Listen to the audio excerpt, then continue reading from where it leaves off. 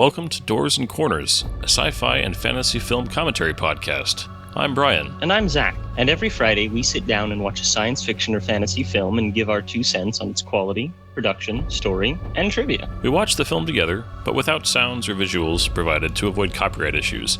But if you do have access, we encourage you to join us and follow along. Here, we like to keep things casual, and there may be discussions of spoilers or sensitive materials or language. But we do try and keep things clean and family-friendly. Ultimately, the goal of this podcast is to create the experience of us all sitting down and watching this movie together. So get ready to hit that play button, because we're about to get started. Damn doors and corners, that's where they get you. Welcome back to Doors and Corners. I'm Brian. Doors and Corners. I'm Zach. And tonight, we are taking a little detour into the Asian storytelling. Brian, I have a question for you. you. Oh no, what do you got? I have a question for you. Yeah. Okay, what do you get when you have a movie adaptation that is a spin-off of an anime TV show that is an adaptation of a Japanese manga that was created to supplement a Japanese video game? And that movie is a video game adaptation. You have cross-marketing and profit, my friend. Yes, you do. Just think about this, okay? That's what this is. This is 30 years of franchise building on itself. Because this movie, Detective Pikachu, is an adaptation of Detective Pikachu, the video game, which nobody bought. About to say, isn't that one of the less known? Yeah. Yeah. And that, Detective Pikachu, was a spin-off directly from the anime Pokemon. And the anime Pokemon was an adaptation of the manga Pokemon that was written just to supplement the Game Boy video games from way back when, where Pokemon first debuted. Okay. So anybody who's listening, I am as close as you can get to a Pokemon version. I've never cared about it. I have never played myself. I've watched. I have a buddy who does Twitch streams, and he did one of the Pokemon games that somebody recommended. I watched a lot of that because I enjoyed watching him stream, and I've seen my kids dabbled in it a little bit here and there. I'm very aware of Pokemon, the franchise, but I know nothing about it other than it's very Asian, and that they throw balls that little creatures come out of, and then they fight. That's it. That's literally that's all I know. And that Pikachu's the cute one with the lightning tail. That apparently his animation style has shifted a little bit over the years. Anyways, I know so little, but I was going to ask you, I didn't actually know. Did it start as a cartoon or as a video game? But it did start on was it created by Nintendo or was some other company on the Nintendo platform? Well, first I'll go in a little bit with mine here.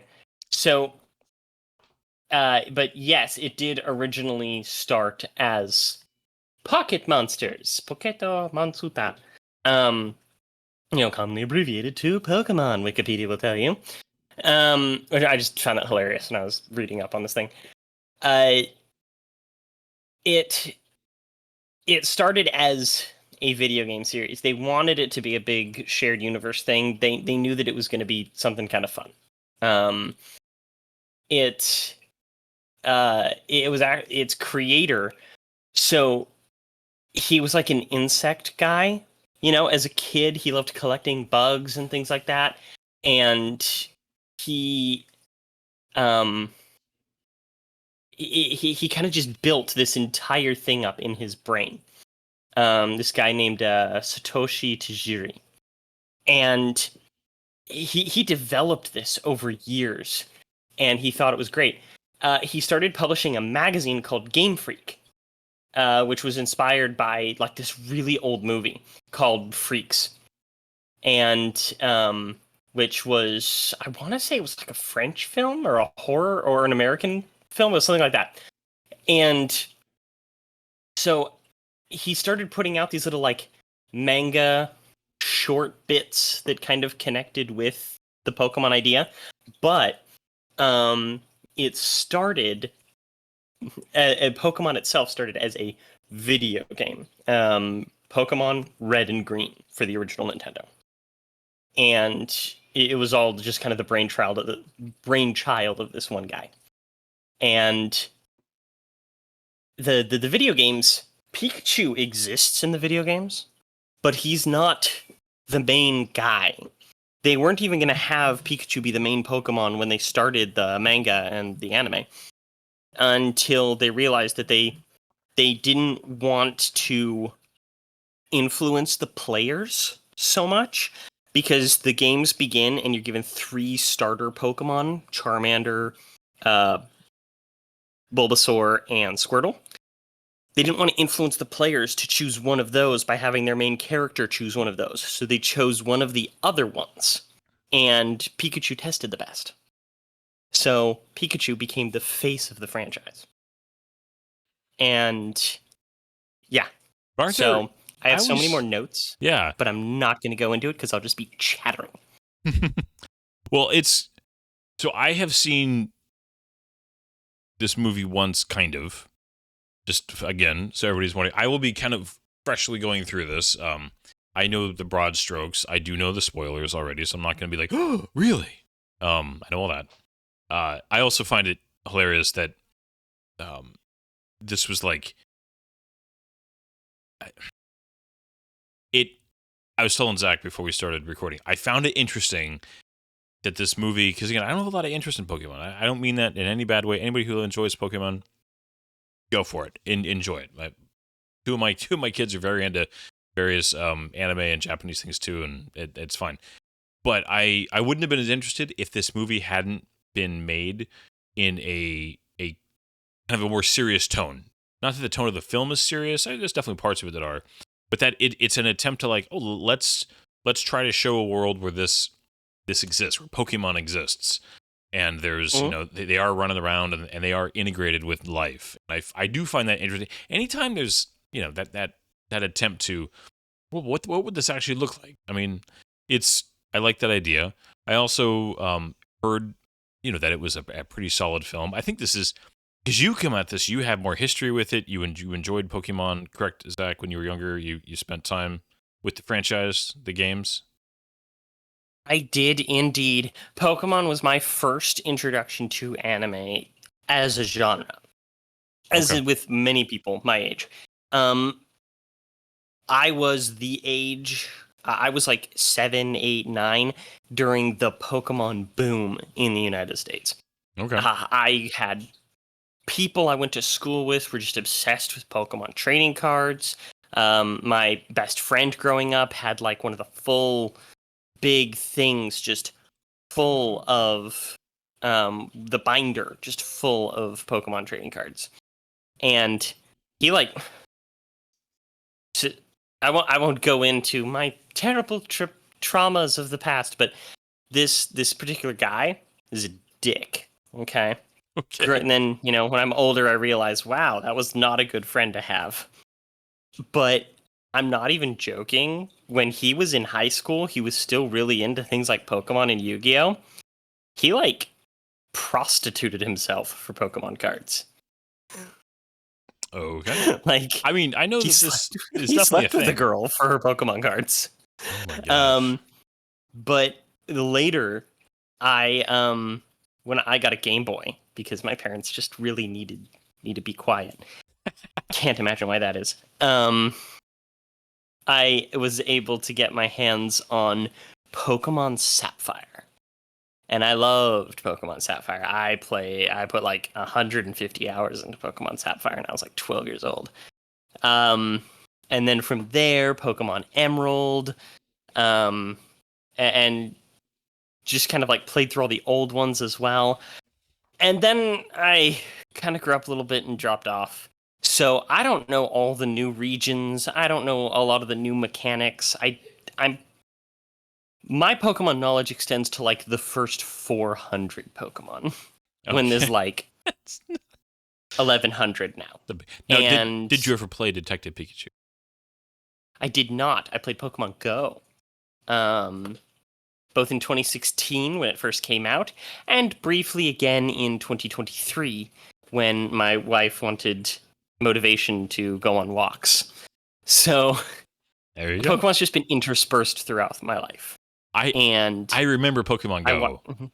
I'm sorry Yeah. to interrupt you. I have such distinct memories of that because it was just like people who all of a sudden I didn't even I don't think I ever touched a video game. Were like, oh, but I got it on my phone. I got to find these things. And it was like watching it and watching people walk around outside with their phones for like a little while. It was interesting being a spectator during that because it was a big deal for a while. Yeah, no, it was huge. It was one of the biggest app booms of its kind. Had all these different things. I think that Pokemon Go is the reason this movie got made. Because they were toying around with the idea of a live action Pokemon for a long time. And it wasn't until after Pokemon Go that this thing got greenlit. And, 2 years later, Detective Pikachu. Yeah. So, yeah. Well, or 3 years I think later. it'd be interesting because we have, the perspective of you, somebody who, who has some knowledge and some nostalgia for the franchise and the characters, and I have none. It's going to be a bitter old man, right? I'm just going to sound like, one of these little, So, but yeah. This movie, I am really excited to talk about this one. So let's go ahead and get into it. Yep. And so I'll just go ahead and give the details because I'm just gonna chatter. I mean, I think that's people who hear us talk. So, weirdly enough, people like to listen to us talk. I don't know why, but I'm not going to complain. So, chatter away, my friend. Taste. Chatter. This is Detective Pikachu, or specifically Pokemon: Detective Pikachu. Released in 2019. It is PG, 1 hour and 44 minutes long. Directed by Rob Letterman, who's directed other masterpieces such as Shark Tale, Monsters vs. Aliens, and the Goosebumps TV show. You do you, bro. And I do have memories of Monsters vs. Aliens with my kids. They did like that movie, and I found it. I chuckled at it, and that's what I'll say. Me too. It was a bit after my age range. The writers, Dan Hernandez, Benji Samit, Rob Letterman, are credited at the top, but it actually had a large amount of writers behind it, so that'd be a whole different thing all by itself. Top cast, we have Ryan Reynolds, Justice Smith, Catherine Newton, Bill Nye, and Ken Watanabe. Also have some other smaller supporting characters, but it's actually quite a brisk cast. So, yeah. I will always be down for seeing Ken Watanabe do anything. He's one of those actors who could read the phone book, and I would be there for it. Yeah. No, I agree. And Bill Knightley is also one of those guys, and he's been in a lot of like movies that are like, but he's just I enjoy watching him. Do his thing. His cadence, his delivery is so like it's just so uniquely him. I mean, to me, he is just as distinct as like Christopher Walken. As far as just when it's him. It's just right. He's always got a little bit of that Bill Knightley in him, regardless what character he's playing. I do also feel the need to mention in the cast Ikune Otani, who is the original voice of Pikachu, and she has been voicing Pikachu since the very beginning and in all the shows and all the video games and everything. And she came in and recorded a couple of special lines of Pikachu going Pika Pika just for this movie. Aw, that's sweet because when you it's unfortunate when like a movie's made and often there's this temptation that's given into quite often to just abandon all the people who made it special. The reason why the IP is such a big deal as to justify a film, and the people who make a film are like don't want anything to do with all those people, and it's always odd to me that happens all the time. It's like the reason why this is so popular, the reason why it's a big deal. Maybe you should do more than give them like the courteous, but I mean, egos in Hollywood. I don't know where that rumor started. Super Mario. Well, I actually really liked Super Mario, and I didn't think Chris Pratt did a bad job, but at the same time, The voice actor was there. He'd been doing Mario for 40 years. Yeah. Okay, Detective Pikachu. Are Anyways, you ready? I'm ready. You ready? We're ready. We're ready. We're ready. We're gonna hit that Ready? play Ready? button in 3, 2, 1, go. Play. Yeah. So this Warner movie Brothers. came out just before the Sonic debacle. Oh, the Do you remember the trailer Sonic debacle? with like the teeth or something. Uh-huh. With like the humanoid looking Sonic. The thing was Yeah. just a It was nightmare. horrifying. Horrifying. And so there are some people who actually think that the Pokemon in here, with the exception of Pikachu, have that same horribleness, which I disagree. I love the designs of the Pokemon in here. I think they did a great job transforming them into live action elements. There is an almost Who Framed Roger Rabbit like blending to me of animated and live action. So to me, it's not supposed to be a perfect live action film, you know? Yeah. Well, and the animation style. It's an interesting combination because some of them look more, I'm not gonna say photorealistic, but they look more like the design, the style is going for more realistic, and other ones look more like just a high resolution animated. If that makes sense. Yeah, they still look a little bit cartoony. Yeah. Ooh. So an interesting thing that they do with this, just here at the beginning, they mention this Pokemon here being about 20 years old. This Pokemon debuted in Pokemon the first movie, which came out exactly 20 years before this movie came out. And it essentially people are just like, oh, this is supposed to be canon to the Pokemon movies, the other ones with Ash Ketchum and everything. I find that great. I love that so much. Is that like official? This is supposed to exist in the same. It seems to be. Okay. This is Mewtwo. Mewtwo is a clone of a legendary Pokemon called Mew, M-E-W, which is a cute little pink cat Pokemon that like flies around, who's kind of like, I would describe it as perhaps Gabriel the Archangel or Jesus. Okay. So, in terms of the Pokemon, so Mewtwo is kind of like the broken clone of a god. Is he supposed to be like the most powerful Pokemon, right? In the original 151 Pokemon, he would have been the most powerful, yes. They have since added others, which are featured in this movie in a couple of ways. Power creep is a thing. Power creep is a thing. I love that they just have all of these Pokemon. They're just wandering around, like right there, you know? Each of these is a Pokemon from the thing. Those were Pidgeotos and Pidgeots. And so here's Dopinder from the Deadpool movies. Yeah. What? So credit to Ryan George from Pitch Meeting.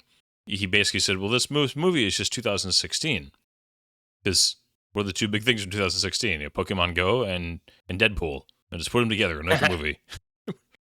Right. So the what else has he been in? That's Dopinder? His name Karan Soni. No, sorry, Justice Smith. Justice Smith? Well, we've already watched a movie with him. He was the useless wizard in Dungeons and Dragons, wasn't he? This sorcerer from Dungeons and Dragons. Yes. At this point in time, and even still today, people keep referring to him as the annoying guy from Jurassic World: Fallen Kingdom. I see. Which is really unfortunate because that movie is so god awful. Yeah, but like, I've forgotten most of that film already. I watched it once and I was good. It's so horrible. Like Jurassic World Dominion is stupid. I don't like it. Yeah. Jurassic World: Fallen Kingdom is an offense to everything that came before it. Okay, this is like the one use of like the Pokemon ball in this whole movie, right? I believe that they did that on purpose too, because there were some of the commentaries that I read about this one or listened to, people were talking about how it's just like this whole opening is kind of weird and awkward. Like, why is this even in here? It's to show off, like, it has the Pokeball. It's showing kind of the relationship between humans and Pokemon, because they're these semi-sapient beings, and the whole idea is that they pair bond with humans, and it's like a big deal. And people who don't like Pokemon or aren't really open to pair bonding with one, it's kind of like a social faux pas. It's a little weird. You're kind of a strange person. This is very much kind of a reference to the video games. It does the shaking. It's not caught until it stops shaking and flashes green. And they're also very dangerous. But he's so cute.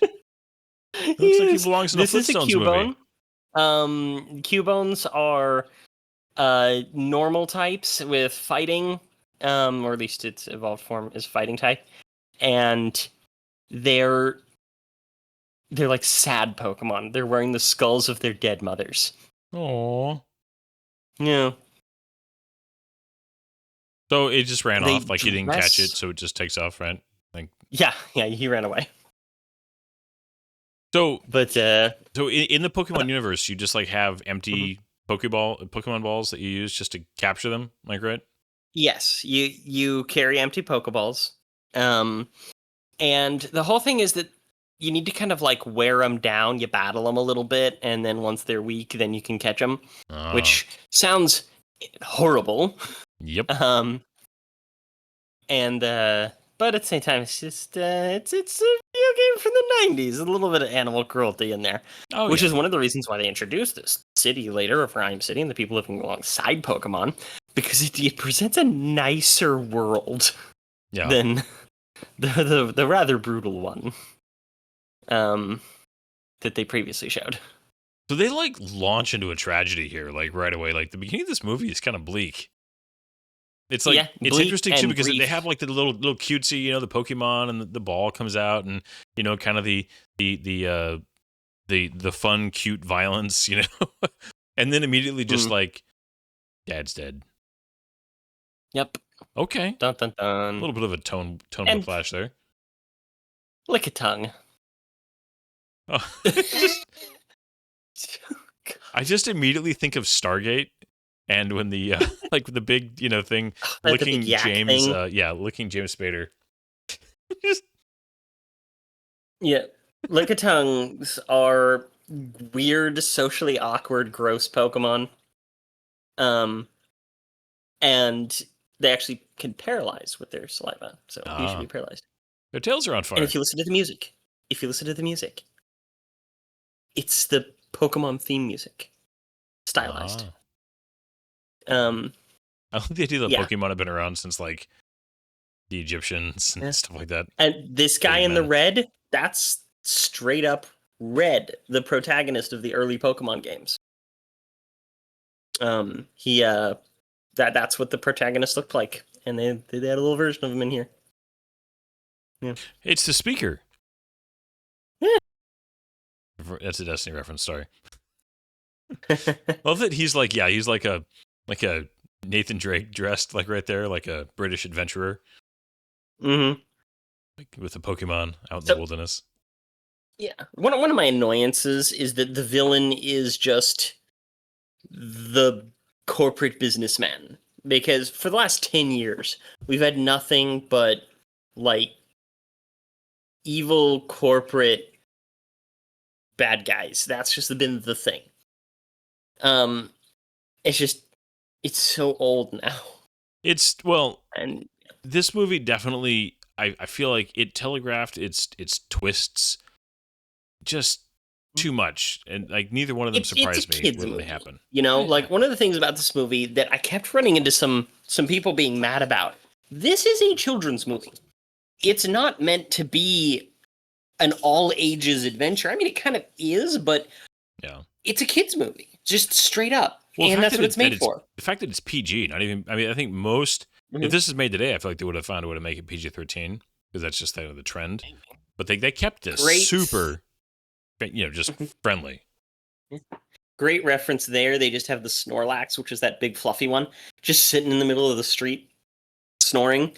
That thing, there's always a Snorlax in a Pokemon game that's blocking a path, and you can't progress until you find a way to wake it up. Because they're the big, fat, lazy Pokemon. The Squirtle Squad, which came from the TV show. A bunch of Squirtles who were firefighters. The city is well Also, the realized. city is... It's London. Okay. Like, they filmed it in London. They even showed one of the, like, big London, like, iconic London skyscrapers just straight up center shot earlier. This one looks kind of like a bullet. Or a butt plug. I love this Pokemon. Yes, Snubble. And it's exactly what Snubble looks like. It's a perfect live action representation. It's such a small part for Ken Watanabe. Yeah, because I mean, this was at this point in 2016. I mean, he's definitely done a lot of he's worked with Nolan a couple times in Batman and Inception and stuff like that. I mean, he's what are some of the other big things he had done at that point? I mean, he was kind of one of the biggest Asian actors working in the West. Outside of your action stars. He's adorable on the inside. But yeah, this is. I mean, I wonder, was he? I wonder if he was a fan or like had interest in it. Wanted to be part of this for some reason, or like maybe his. I know there's some older actors who do things because their kids love it, and so they're in a film kind of for their kids. I wonder if maybe that's. I have no idea. I'm guessing. Do not take anything I'm saying here as a reporting. I'm curious if there's some tie here that just made him want to do this. Because for the most part, he's a pretty serious actor. I mean, obviously he doesn't mind doing superhero stuff and Dude, Godzilla, man, especially King of Monsters. But he's also fun thing though. Ken Watanabe actually dubbed himself in Japanese, the Japanese cut of this movie. Really, that's cool. Yeah, he's just. I mean, he's such a great actor. He's got range. He can be hilarious when he wants to. He can be so gravitas when he wants to. Just an amazing voice. He's so heartfelt in this movie. He's so earnest in this movie. Like, I don't know. I really like it. He adds this thing to it. He just adds this weight that's needed. You know, it's really funny though. Justice Smith here. He was actually in this movie in 2015 called Paper Towns, I think it was, where there's actually a big scene of him singing the Pokemon theme song with another actor to like. I think they were supposed to be like psyching themselves up to do something, and so they sing the Pokemon theme song really loud. This was like the next big movie really he did. Yeah, kind of. Has he gone on to do anything else? I mean, Dungeons and Dragons, but like, has he found his footing as an actor? Because he definitely has something. I mean, to an extent, he hasn't done a lot in the last few years. He was in a couple of movies that have really bad ratings. Ooh, poor guy. He was in Jurassic World Dominion. That's right. He was in the video game The Quarry, which was pretty darn good, actually. Okay. Yeah, never played that one. This Pokemon here is called a Trico. And the first video game I played, Pokemon Sapphire, Trico was one of the 3 starters. I never really liked him, despite having like a huge thing for reptiles. I thought he was just kind of dumb looking. But yeah, I like that he's in here. Bigger than I expected. It's Howard. Psyduck. Yeah, Psyduck.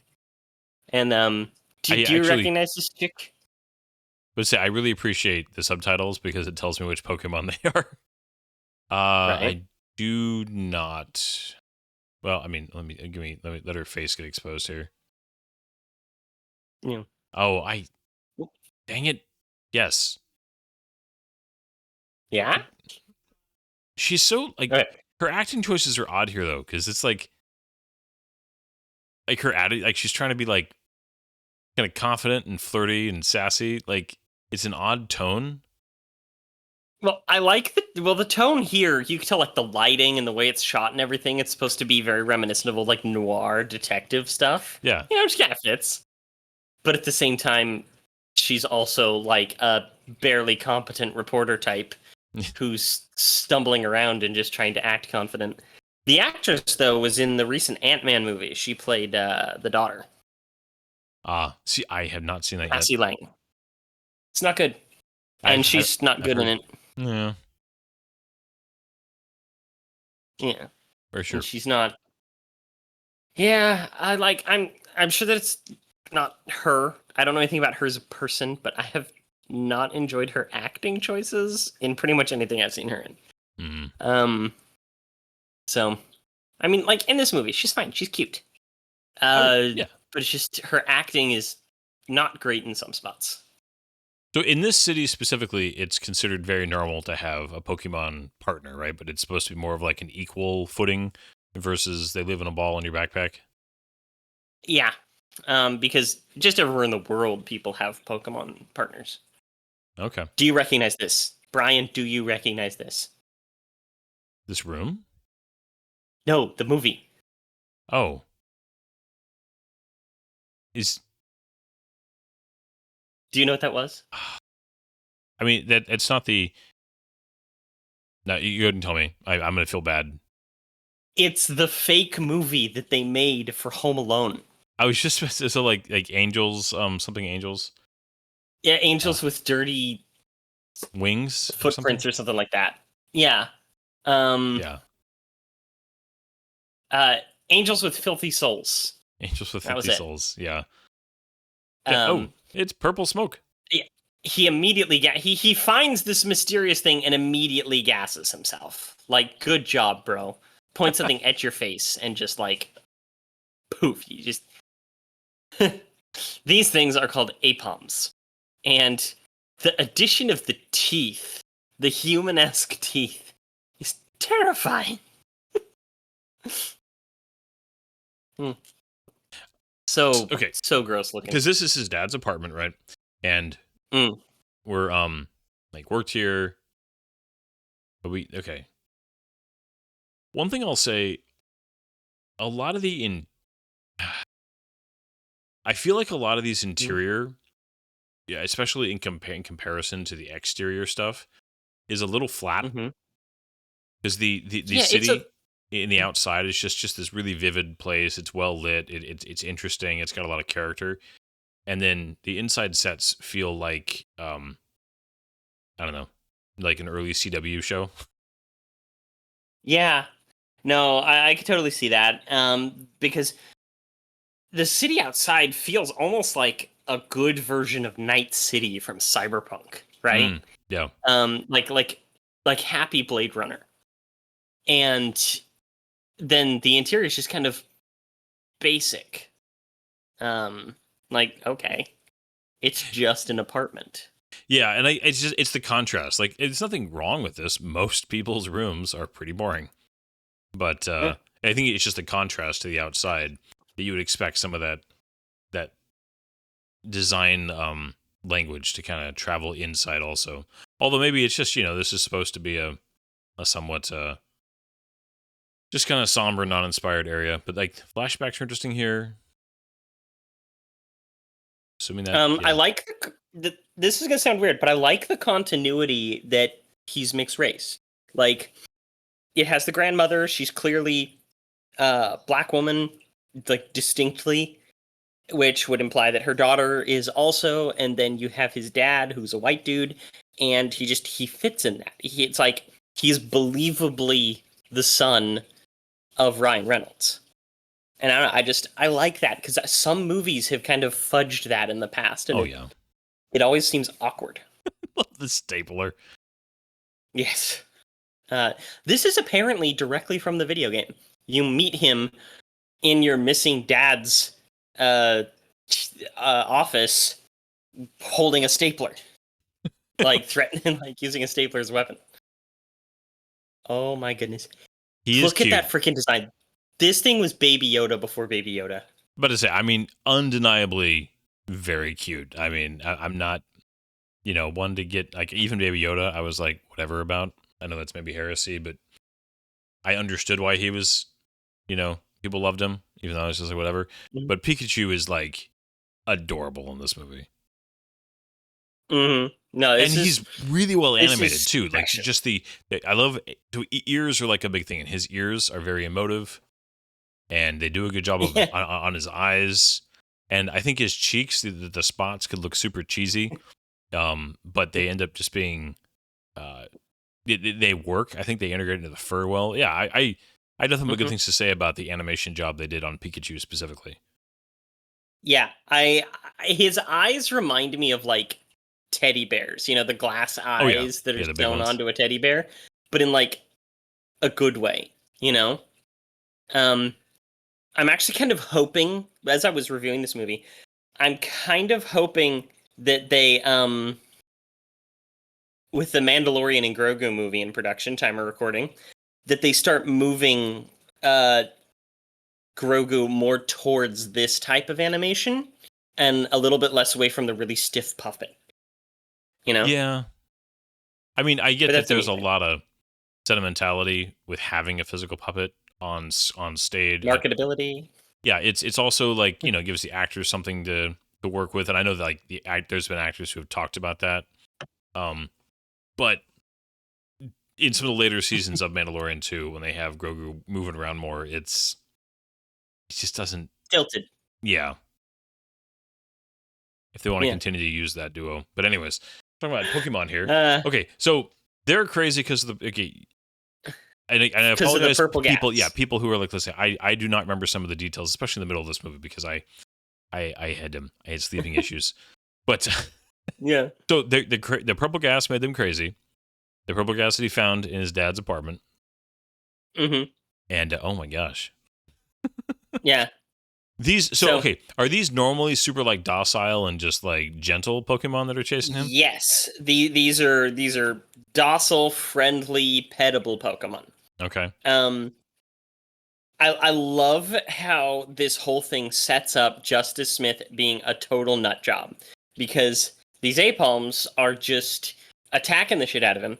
They took his pants. He's talking to a Pikachu, which you're not supposed to be able to understand Pokemon, right? And yeah, so now you have this dirty, pantsless man coming out of an alley screaming about the Apalms and talking to a Pikachu. That's just, I love it. It's so awkward. I also love the octopus, Octillery, the Pokemon's called, just sitting there like cooking and serving food in the background. It's so good. yeah. He's chilling. I'm imagining that there's a ton of Easter eggs right in this film, just all over the place in Oh, the city. so many. Yeah. Yeah. Um it's the stuff So that I put up my nose. so how do people coexist with Pokemon if they can't talk? Like, how do like Pokemon can understand them, and there are a lot of people who are able to interpret what the Pokemon are saying, even though, but more like by assertion and implication, and like almost like kind of how a parent can understand their toddler, even when their toddler is speaking nonsense. Hmm. Okay. Um, they're very, but they are smart. They are Yeah, they're supposed to be, for the intelligent. most part, sapient. Um, yeah, I Oh. love the good guy. His last name is Goodman. Um, Good man or Goodman? Goodman, Goodman. but it's spelled Goodman. The Oh, good I know. guy's name is I'm Goodman. just being a. Okay. Is there a thing with Pokemon's tail, with Pikachu's tail specifically, like if it's supposed to have like coloring or something? I saw something on the internet about people get strong feelings about his design somehow, or is that not a thing? That is a thing. Pikachu should have more red on his tail. He should like the red in his cheeks should also be at the end of his tail. Hmm. Jigglypuff. Jigglypuff's one of the mainstays from the originals, and they're they have Jigglypuff in here as being fuzzy, And I I always assumed that a Jigglypuff would be textured like a balloon or like a bouncy ball. Yeah. So And in the back, you have an Arcanine. I'm just looking at this. I again, Pikachu is very funny with the cups and just his whole mannerisms at the bar. And I like Yeah. the idea of calling somebody, just trying to determine, because you would be trying to determine if you're actually crazy or not for a while here. Mhm. What do you think of Ryan Reynolds as the choice for the voice? I think it's great. He brings this manic energy that's just so right for it. There's a couple of other actors that I think could do it. Um, some of the others that were in consideration. Did you read about any of the people that they considered? I did not. Hit me. There was a favorite fan casting that apparently they actually entertained and did some concept art as to what a Pikachu could look like with this actor as its inspiration. As a joke, and some people being kind of serious out of irony, they were saying that the perfect Pikachu would be Danny DeVito. Okay. And not just because he's short and heavier. I could see that though. And not just good, but Because he's well, he does have a certain energy to him for sure. so funny thing, an early draft of this was made for years. Like they had various Pokemon movie scripts for years. And there's this character from the show, games, mangas, all that, named Professor Oak. And the only actor that they ever had attached to a live action Pokemon movie way back in the day was Robin Williams as Professor Oak, and he loved the games. Really? And Nintendo actually straight up said that they're not allowed to use the character of Professor Oak because Robin Williams had passed away. Aw. Like, he was the only choice for it. Mm. Yeah. Nah, that's just... Yeah. Robin Williams, sorry, you open this box for just a second. He is... I definitely have celebrities that I enjoy, and I really enjoy their work, and I have little, just bits of... I have feelings towards. Robin Williams is probably the only celebrity death... No, because Leonard Nimoy definitely is up there too, but like, that I just genuinely felt bad about, that like affected me, and more than like, oh, that's kind of sad, we're like, yeah, you mean it, but it's just, you move on. They were a celebrity. Robin Williams was somebody who just, he was special in a lot of ways, and when he passed, that like genuinely affected me more than, like I said, the only other celebrity I can think of that even came close was when Leonard Nimoy passed away. Yeah, totally understand. It's one of those few deaths that I remember where I was when somebody told me that he had passed away. Yeah. What I wanted to mention one thing, because I forgot about this. Sorry. I thought it was hilarious. Back at the bar, remember when I was talking about Jigglypuff? It was that little pink ball that was singing? Yeah, sitting on the table. And there's a man asleep at the table? The man asleep at the table was Phil Collins. Seriously? He has a bunch of weird cameos. Okay. But if you look at the credits, he's listed as Sleeping Man. Oh, interesting. Uncredited on IMDb. Then just immediately in my mind, I think of the alien in the bar of Star Trek 3 yelling Genesis. Because that was his band. Right. Sorry, randomness. But that's what you're gonna get from me, because I don't know a lot about this film. So there you go. You're fine, man. Oh goodness. Okay, yeah. is Pikachu's size inconsistent in this film? I feel like his physical size. No, from what I understand, varies. it's very consistent. Really? Like, they were really careful about it. But that's one of the things that they're really careful about through the entire movie. The Pokemon don't change size. They wanted it to feel a lot more real. They wanted to make sure that they were of proper proportions as to what they should be. Okay. Because for some reason, him sitting at the bar versus him being on that nightstand just felt different for some reason. But it could also be me. Oh my gosh. Pikachu's gone crazy. I love this so much. He's a detective. There is something about like a crazy wall or a crazy floor. I mean, where you just have all the paper and the yarn and everything. it just works. There's a reason why it's done cinematically as often as it is, because man, there's just something about it that's very effective in communicating just what's going on. I think it's one of the best visual representations of what's happening in certain characters' heads. Mm-hmm. The fact that it's on the floor though makes sense for him though, because he's short. So why wouldn't he spread out on the floor? He can reach everything. So, a couple things here. One, his shirt is actually a Pokemon called Unknown. That is a kind of legendary thing, and also, I love that he doesn't move very well as Pikachu. It's one of those hints towards the end of the movie that he's a human stuck in a Pikachu's body, because he doesn't move with the grace and dexterity that a Pikachu should. He's like stumbling around all the time, and I love that. Yeah. I hadn't even thought of that. That makes sense though. And have you noticed all the coffee cups scattered around the place? Well, he's like totally addicted to coffee. So much. Yeah, just so much coffee. Even on the floor, everywhere. You think at first they're like part of the crazy floor, but no, he's just addicted to coffee. Was there a line earlier that talked about Dad being like a coffeeholic? Is that something that was hinted at earlier? Not that I'm aware of. But once again, that music in the background, it's the Pokemon theme music. I love it. Nice. And how did he get in there? Don't they have security for these things? Well, and they're actually recording, so there would be totally like a red light. This would be a closed set or a closed. Yeah, it's just to be a set, even though it's news. Yeah. He's just, But like right there in the background, okay?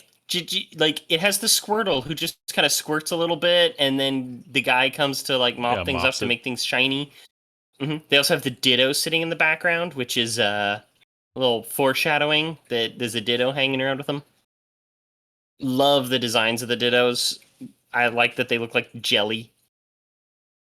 Wait, did that guy just like... The Ditto turned into a dude. Yeah. Which Dittos are not supposed to be allowed to do. And they use a little hand-wavy line later. But it's such great foreshadowing. Okay, I'm like, I saw that. Okay, I'm glad, like, I'm not crazy. Like, I saw that. Like, he just... Wait a minute. Did that just... Okay. It's so fast, so blink and you miss it, that a lot of people didn't even notice the first time that they watched it, and it's such a perfect clue. And, like, he puts on the glasses there, and they use that later. He's such an ass. Oh, he really is. He's... Yeah, Pikachu, he's... Well, in the bar, he went through, like, 3 cups of coffee. Here, again, he's drinking coffee. He's just always got a coffee cup in his hands. Okay, the guy like asleep, like the Yeti-looking thing in the background. What's that? Yes, that is actually one of the Pokemon from the generation that I got into Pokemon with, the Pokemon Sapphire. That's essentially, his name's Slacking, or Slacking, or Slacking, however you want to put it, but it's a joke on the word slacking. And he's a big, tired Pokemon. He's always lazy, but he'll also just, if you get him mad, he'll wallop the crap out of you, so that way he can go back to sleeping. I like it. That's how I feel in real life a lot of the time. Don't bother me. Yeah. I'm just going to smack you. Leave me in peace. He's great. But there is, I think, and it makes sense, Pikachu, I'm sure, got, a lot of the attention and the budget, but he has a definition to him, his fur and just everything, that I feel like most of the other Pokemon in this film don't measure up. They look more animated, versus he looks like an actual walking stuffed animal. Yeah. I like the Psyduck. I'm just gonna keep thinking of him as Howard. It's a great Pokemon to use because they're so neurotic. Like, they're the neuroses Pokemon. They have these really sensitive psychic nerve endings, essentially, that are they're those little things poking out the top of its head, so it gets headaches really easily, and it's really powerful, but it'll just, like, have a meltdown and psychically hurt everybody in its radius. Okay. Yeah, what's with the intense yellow backlighting down the hall? It's Oh, supposed to be noir. this is a good shot. This like docks here. Mm-hmm. Good use of fog, a little bit of lighting. Like that looks like a good noir shot. Mm-hmm. The incessant chatter of Ryan Reynolds through just everything we just saw, I love it so much. You know, he's sitting there, it's just like, I'm sorry, I don't know how to talk to women. It doesn't happen very often. Oh, when was the last time in the birth canal? Straight into the like, I need to write on your shoulders because I have little legs and lungs the size of grapes. And just all the chatter in this is Oh yeah. so good. Oh, the mime. Look at this. Mr. Mime. They are. Oh goodness. So Mr. Mime has this fascinating reputation in Pokemon circles because of one of the original Pokedex entries. The Pokedex is a thing that in the game where when you catch a Pokemon, I'll tell you a little bit about the Pokemon. One of the Pokedex entries in one of the early versions says that they're known for like being housekeepers and butlers and working in homes, and they'll often marry single mothers and widows or something Okay. along those lines. So it just kind of brings some things into question about Mr. Mime here. Um, Also, a lot of people mention that it's super weird how he has like dodgeballs for shoulders. It even has like Oh yeah, the creases textures almost. there. Mm-hmm. Like But again, it's really strange. yeah. Well, he's. I know. Freckles. Sorry, I brought this up like 3 times already. Buds. It's just to me, it's jarring the animation difference between Pikachu and him. Like they're supposed to be the same type of creature. In theory, though, Mr. Mime is supposed to be made of plastic. What? It's Okay, explain sentient this to me. plastic. Sentient. Okay, so I can't. There's another one that's sentient garbage. okay. Like, there's just a thing. How does this world work, man? It's anime rules, bro. It's anime. I love this. Like, this thing has such psychic powers that it brings imagination to life. And he's like, he's pouring gasoline on the guy. And he's like, it's like a Looney Tunes situation. I love the scene. For those of you who don't know, it's like this mime who he reacts to fake things and can actually create realistic reality effects based on the perceptions of others. So he's pretending to be trapped in a glass box, so his body's actually reacting as if he's stuck in a glass box. And I love that. So they're threatening him. Yeah. But like he doesn't have a choice but to react to the prompts he's given. Uh-huh. So you could really abuse that. Like he could. Wow. Well, yeah, he was pouring imaginary gasoline on him, and now he's threatening to burn him alive with imaginary.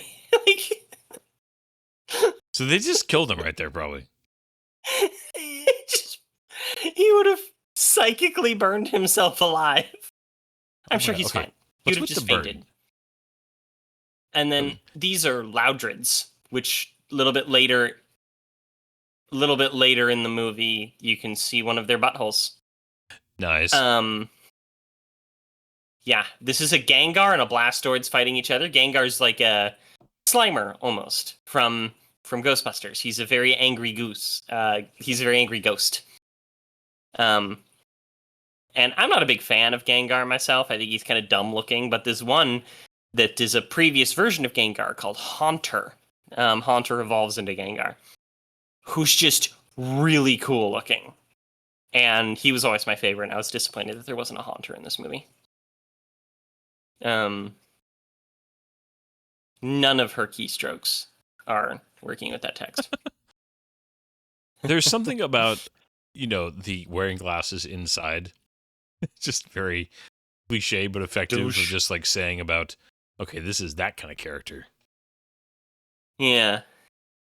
And then there's a Togepi off to the right, which was a big deal in the TV show. So yeah, like the okay, it's like they go by so fast. No, is there a? I'm not going to pronounce this right. I'm sorry. A Charizard. Charizard. Charizard. Is that a Charizard? That is a Charizard. They're Really good design too. They're a super popular type, right? Mm-hmm. Oh yeah, they're awesome. And it's this big running joke in the Pokemon community, the fact that one of the types that they have, because they have fire type, water type, all that stuff, electric type, and one of them is dragon type, and Charizard is not a dragon type. So is it a wyvern? Or what? Wyvern? Fire type. No, it has 4 limbs. It does. So is it actually pretty close to a dragon? It's pretty much perfectly a dragon. The angry turtle. He with the guns in his shell, so he fell over. He lost. Yes, Blastoids lost the battle against Gengar. Okay. There's like a little tiger in the background too. A couple of these shots, little tiger Pokemon. Yes, those are Arcanines. And so many Pokemon, like Arcanines. So many Pokemon. There's just and I happen to know many of them. Okay, so he's gonna fight. Are Pikachu? Are they actually like effective fighters? Yes, actually, they're known to be like heavy hitters and very quick. So they dart around very dexterous, and then they like just electrocute things. And the whole thing about Pokemon is that some small Pokemon are just deceptively powerful, where some big Pokemon are just kind of, they're around. They can be powerful, but mostly they're docile. Charizard are known to be aggressive. So he has to like. Okay, yeah. I mean, this is the fact he has to explain to him like what his own moves are. Yeah. Just because I mean, this is definitely he's got amnesia.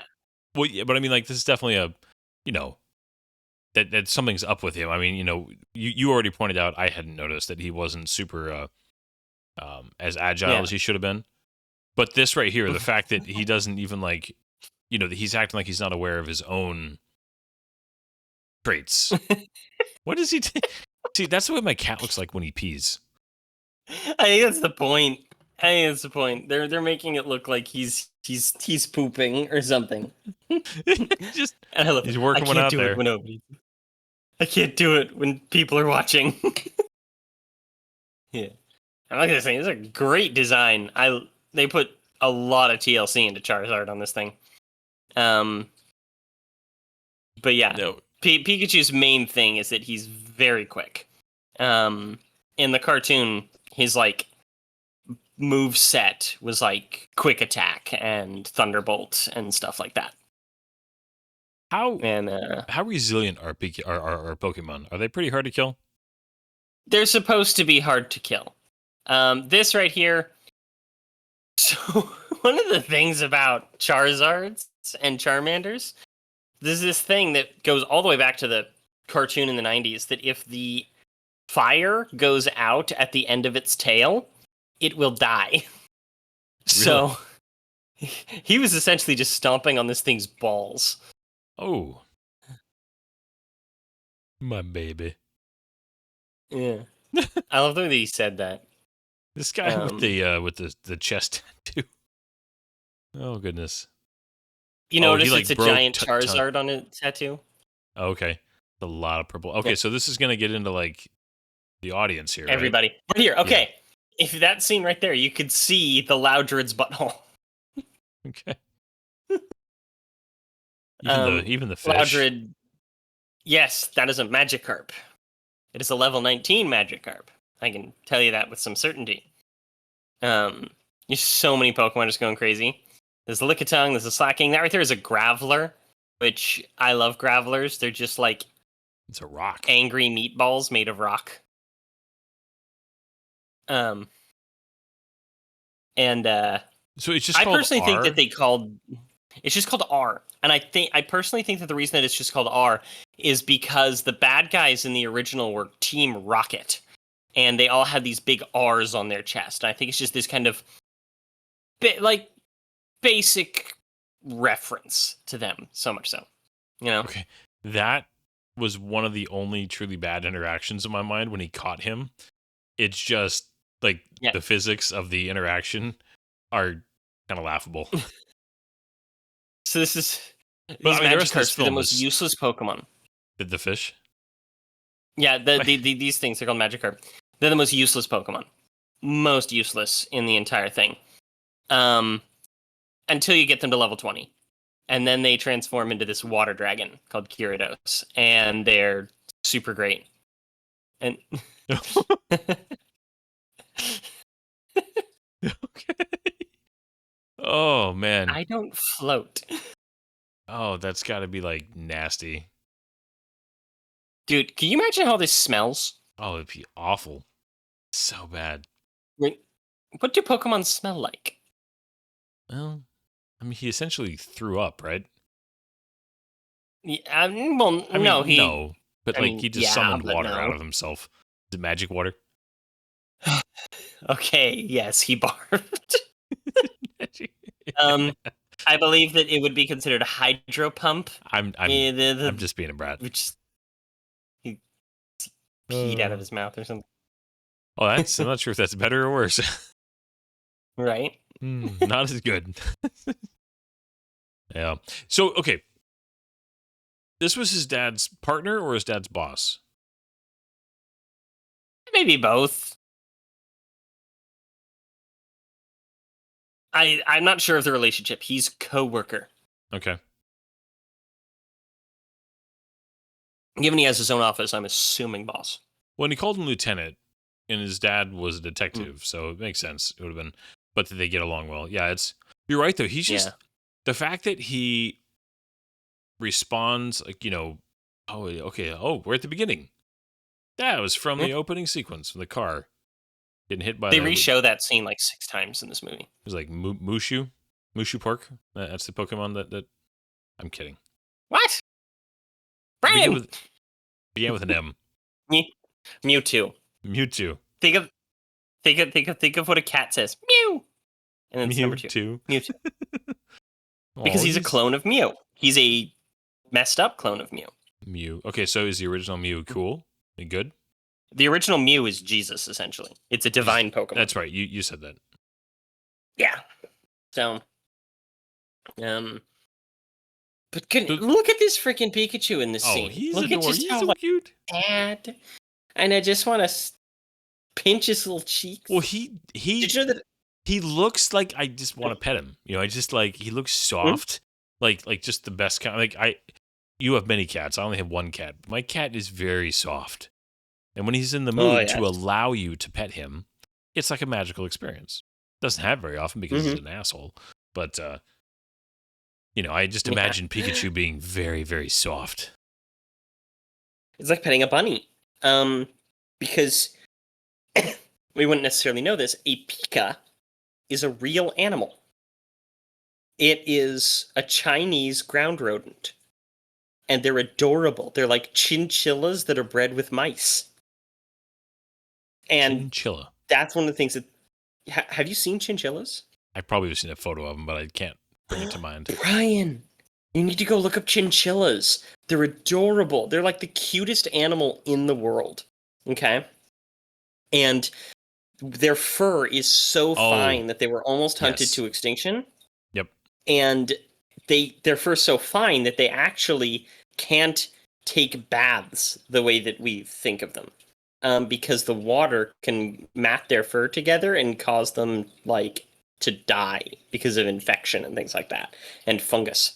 So they take dust baths, and you give them these little bowls full of sand and dust, and they just roll around in it, and it's really cute. I love chinchillas. Aww. But a Pika is a type of ground rodent that looks like Pikachu but smaller. Okay. Yeah, I feel like if you got Pikachu really wet, it'd be bad. Yeah. Well, actually, electric types are the scissors to water types paper. So he's actually quite strong against water types. Pikachu is very weak to ground and rock types, and want to say grass. No, it's a different one. Well, that's a I bad like the guy whole car. bad guy car thing. Yeah. Oh, see, she wears the Um, sunglasses. She's got her sunglasses on. And those and you weird notice the pink coloration fingerless gloves. because she's a Ditto. They reveal it later. She's a humanoid Ditto. Oh. So in this scene right here, you see those statues behind him? Yeah. Those are 3 of the divine Pokemon, like time, space, and matter. Each one represents. And one of them's called Arceus. And when Pikachu first got the coffee, he took a sip of it and he said, "Oh, sweet baby Arceus, that's good," or something like that. Because Arceus is one of the Pokemon gods, the one on the left. Okay. This is a Flareon because that was an Eevee, and Eevees can they can evolve into a bunch of different types. And I'm glad they went with Flareon because there's a really creepy side of the Pokemon fan base that somebody scientifically broke down that the water type evolution of Eevee, Vaporeon, is the most physically compatible Pokemon for a human to be involved with. Shall we say? Okay. Yeah, it's I pick up horrendous. what you're laying down. It's a little bit disturbing. It's some 4chan thing. The guy went way deep into the research because these Pokemon have a bunch of like physical stats that are been provided over the course of Oh my 30 years gosh. now. So we know height, weight, average body temperature, lifestyle, biome, reactions, things like that. And so dude took all that information and wrote a short little essay about why Vaporeon are the most bangable Pokemon. And You're it's saying that I should not terrifying. Google Pokemon Rule 34. No! God. Oh God. The horrors. Also, look behind. There was just a scene. There's a painting in here that looks like a freaking painting from Arrival. Okay? It looks like the alien language from Arrival. Okay, like a circle type. Mm-hmm. Okay. But like a specific type of circle. Yeah. Like Did a freaky did they circle. get inspired by Professor X with his chair? I feel like they had to have a little bit. I mean, I'm sure. It's a cool chair. It's the same car. And Right? Oh no! Oh, he's in a hologram. That's right. We got like a. yeah. He stole a holodeck. We got the holodeck. Yeah. Um I mean, it's a good holodeck because even the lighting on them from the fire is accurate. Yeah. You're just so carefully avoiding his face. So this is where you reveal that his dad was bonded to. Yeah, Pikachu. Yeah, but you see the way that the Pikachu moves when it was like running around is so different from how It's more the down. Pikachu that we know it moves. Yeah. Yeah, on all fours it moves quicker, more lithe. Yeah, a little more Yeah. animal-like. Okay, A man-made abomination. Mewtwo. I want you to pay attention. So that's the background of Mewtwo from the original video game and from Pokemon the first movie. And they kept it in here, and I love that they did that.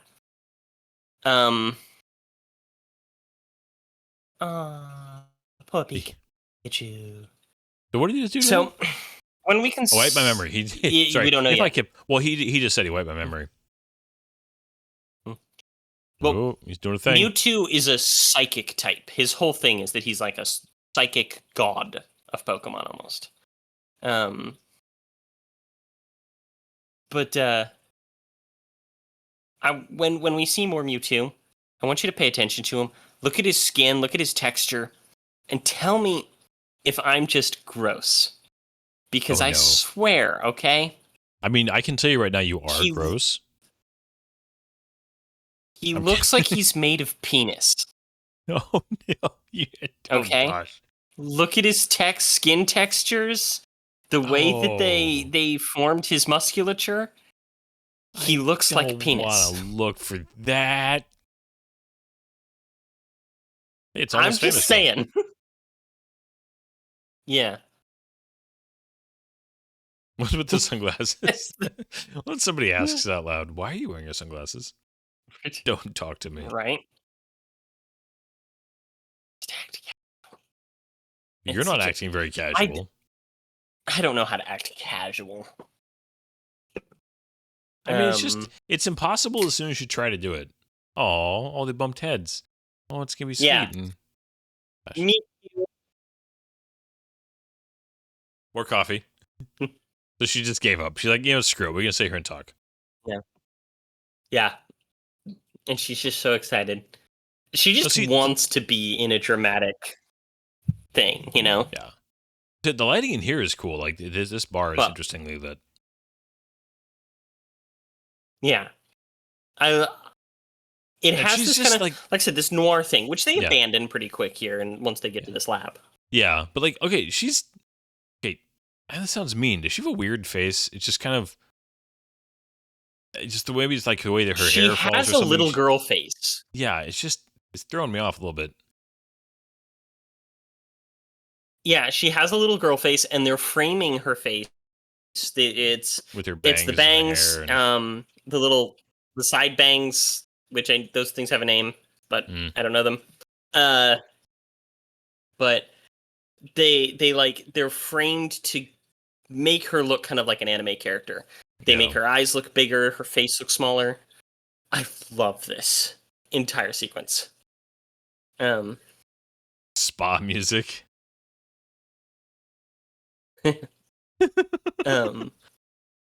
It's just love. He's like trying to get to He's trying to get Pikachu to give him a foot rub in order to help him relax, so that way he doesn't kill them all. I love that they put Pikachu into a freaking baby seat. I remember. Well, it's a way to get the trailers, and they showed this, and they had him in the baby seat, and people were just like, "Oh my god, Pikachu's in the baby seat!" Yeah. Oh goodness. I mean, it helps because he's up high enough because he wouldn't be able to see us. I mean, there's a version of this you could do where he's kind of poking up between the seats down lower, but it is definitely a cute image. Oh man, what is this car they're driving? I mean, I'm assuming this is. These are all Asian cars, and they even use the Japanese variation for.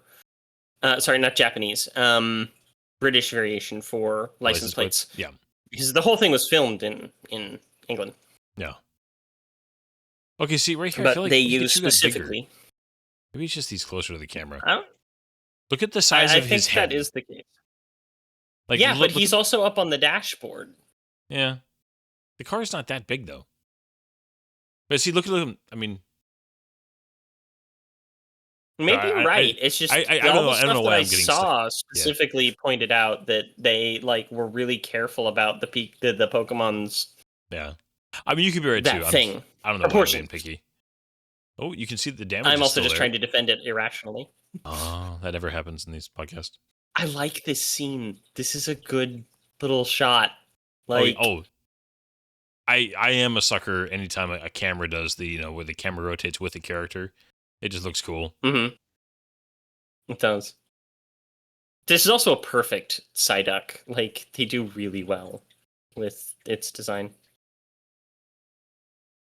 Yeah, see, his interaction with Pikachu there is much better as far as just his hand and the animation. And I mean, he's getting that right. I mean, it's hard to do.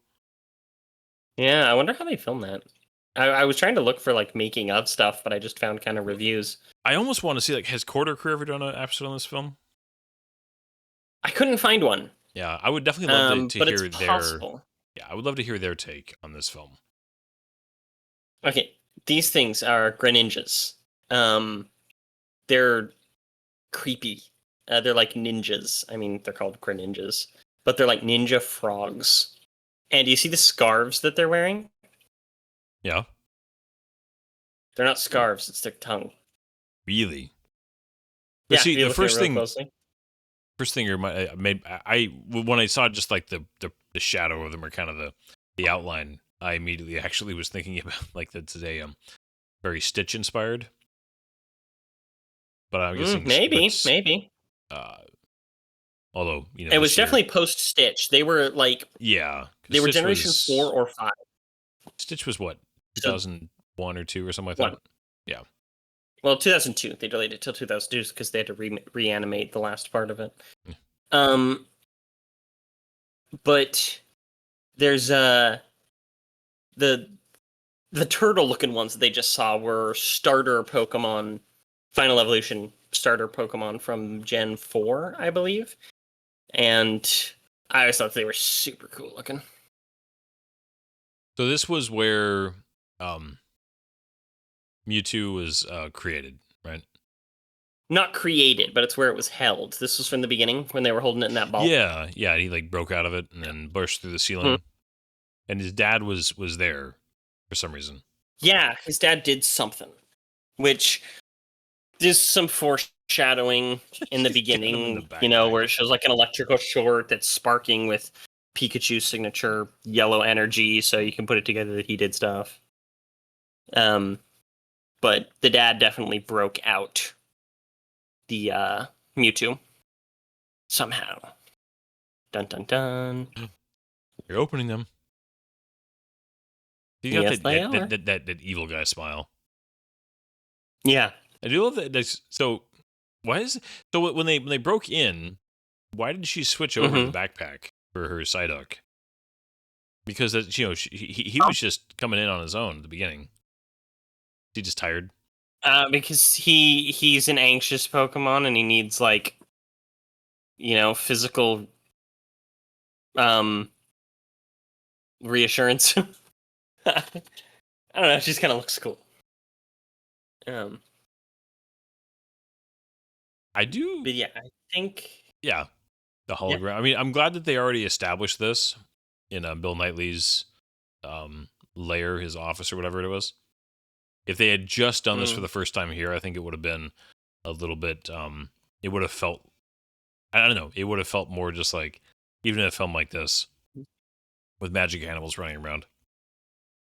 Yeah, So some I feel like I people were recognize getting her. really Good. not sure. Some people were getting annoyed talking about like, oh, the plot doesn't make any sense. Like, why is it that Mewtwo can do all this psychic stuff, and switch the bodies around for Pikachu and Ryan Reynolds, but then they need to be under this R influence? And why does the R thing make it so that Pokemon can be taken over? It was all in that dialogue, where it's just like the Pokemon lose control, they lose free will, stuff like that. So the general plot is that while Pokemon are under the influence of R, their minds become vulnerable. So then Mewtwo can then put people's minds into the bodies of Pokemon, right? Yeah. Because they've lost their free will, and he's able to do it to Pikachu and Ryan Reynolds without that, because Pikachu was willing to save his partner. Yeah. So they didn't need him to be in a wild state because he was willing to save his partner.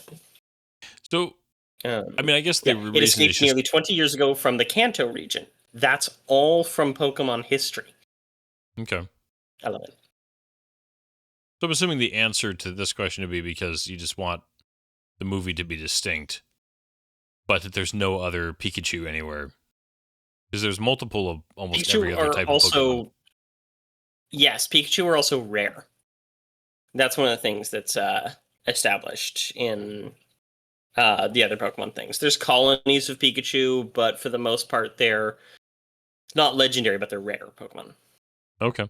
This is creepy. This has like an alien vibe. Oh yeah. Um, They're empty. yeah, but then the liquid splashing, almost like the alien acid venom, or it's cruel, right? They have the was Dutch not angles going there on. before. Oh yeah. Yeah. Yeah. But yeah, I love this. I think it's a great shot. Dude, it's so gross. Could you imagine being like wrapped up by somebody's Oh. tongue? Eesh. Yeah. Just instantly Yeah. hits the like Mhm. CO2 jets or something there. Yeah. I mean, if it's a fire suppression system, Yeah. be nitrogen, I think. Oh no. Um, Okay, they're throwing but yeah, like ice. okay, look at this. She just tore that thing out of the ground. Like that would have been like bolted down, right? I would assume so. I feel like Yeah. they don't want to be in here with these guys. Oh, they're like outside. Oh, this is like do those Pokemon get to like, go outside and graze? Yeah. Yeah. They Aw. they're not prisoners. He's running on all He's gonna blow fours. his stack. Yeah, he's because I think that this is one of those things where if you're writing it as a novel, you'd be able to explain that like his instincts as a Pikachu are taking over. So suddenly he's much faster and much more coordinated. Oh yeah. Yeah.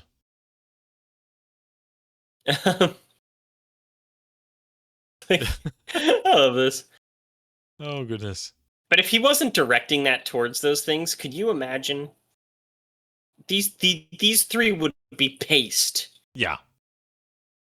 right? Oh yeah. But they show it Um, in the wide shot. They show it. It's kind of an equa. Um, just the shockwave is Equidistant. going in every direction at the same rate. So, Omnidirectional. yeah. I Okay. love this. Okay. It's so over dramatic. Let's say why are we But going they've already Inception here all of a sudden? established that he's already established that he's doing weird they're doing weird experiments on Pokemon, right? No Pokemon this large should exist. But I don't know. I like it. I think it's really cool. It's kind of kaiju-y. Because okay, I do not remember.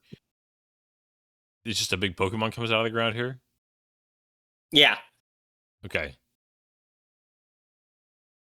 How could you not believe it? It's a funny Oh. one.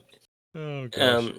There were some people going, wait a minute, but how is the land like sideways like this when it's on top of these shells, right?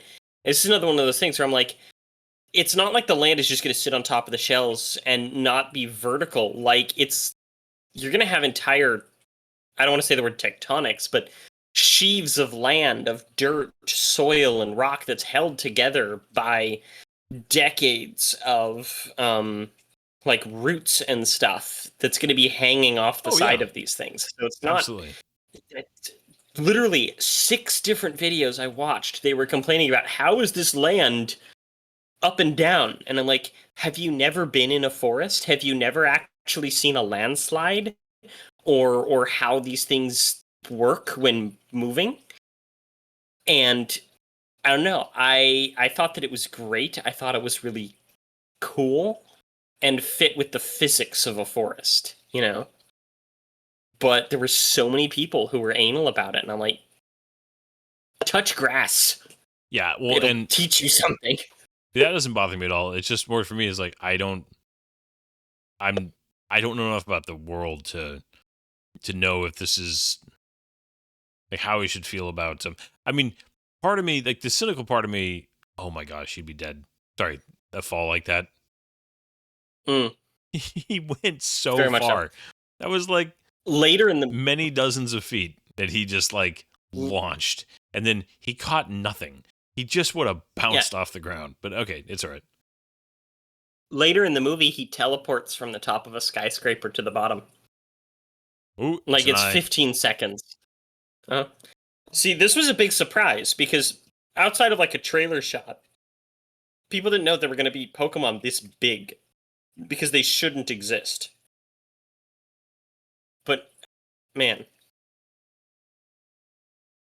it's a torture. Yeah.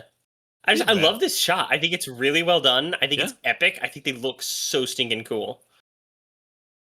And little bit of a coincidental, just like magic Pikachu gets stuck in, hit in the chest with a rock is a bit convenient. I think they could have done that better. Well, you could even have during the course of this him get injured somehow, but the way they shot that was very like okay, so they just like when sliding and all this stuff is going on, and then all of a sudden it's like they really focused on this very small rock just nails him in the head at like a weird like lull almost, and all the craziness going on. Mm-hmm. So yeah, I mean, I feel like if it had happened more naturally, where they were all moving, it would have just come across a little bit, a little better. Yeah. Oh, he I looks. think that their mindset was that, like, they can't have him get hit by, like, a huge rock or something. They didn't want to, like, traumatize children by, like, having him get crushed or something. But, oh, a small rock at high velocity would cause, like, Oh genuine yeah, Pikachu injuries? yeah. Oh, Bulbasaurs! I love Bulbasaurs. This is one of the first starter Pokemon. This is actually in all of the Pokemon games and everything. Uh, Bulbasaur is Pokemon number 1. okay. Like, the first listed every time. And yeah, it's just I think it's cute. I like the lizard look. I mean, I it's have definitely a one that I've seen, on plastic one. many pieces of video game art and seen in other games. So yeah. Oh, Yeah. see, As they grow, they get a lot bigger, and that bulb opens up. So their final evolution, Venusaur, is this giant dinosaur toad thing with like a garden on its back. man, sorry, his fur is done really well. Like Mm, genuinely, some of the best like fur animation.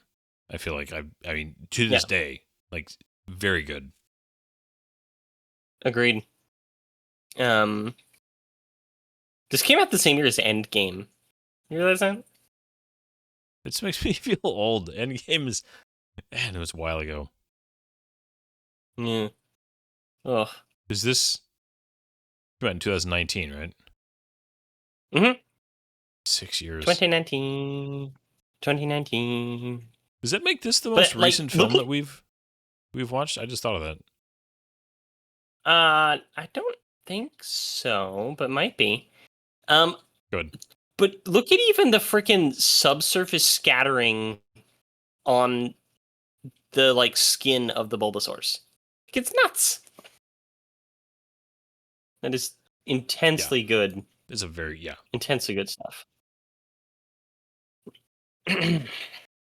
Oh no, we did the Dune movies. uh, Sorry. Those are the really, really recent ones we've I done. was gonna say, and Pacific Rim Uprising was like 2020, I think. Yeah. But this is still definitely one of the more recent films we've done. Yes. Um. Yeah, the Da-da-da-da-da-da-da. interaction in the water there. I mean, I'm granted most of the water is probably CG, but like again, man, well done. I would yeah, see now the more I see this, the more I want to see Corridor Crew talk about this film. I would agree with that. What are the little I think they did pretty good. little glowy floaty guys? Not one I'm familiar with. I think they're newer generations. Okay. I So remember one video called like something lull. so what Same thing with these two, like determines bug Pokemon. what determines the generation in the Pokemon universe? Is it games or When they needed a new game and when they needed new Pokemon for people to catch in those games. okay? So it was convenient. It's like So there was the original 151. I used to be able to name them off. Then that was from the Kanto region, and then there was the Johto region. And I didn't play any of those until later, but I saw some of the cartoons. They had like Totodile and stuff like that, which is this crocodile water type that was really cool. Third generation, the Hoenn region, is the one that I grew up with, playing in the games and everything like that. And I love those Pokemon. Mudkip and Swampert were my boys. And Mewtwo here is voiced by two different people that they put them together. They overlap their voices to give it a more ethereal, otherworldly. Look. He also dried him off. He gave him a little blow dry. sorry. Okay. Uh, so Mewtwo though, Yeah. he looks.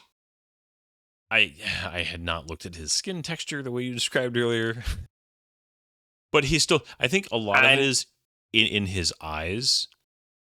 He looks much more animated versus so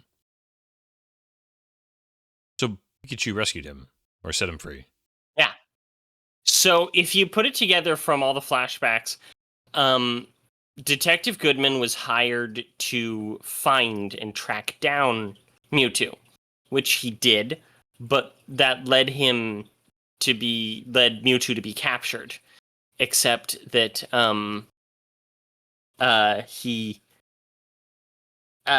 he realized that Mewtwo was going to be experimented on, and he's a victim of these people.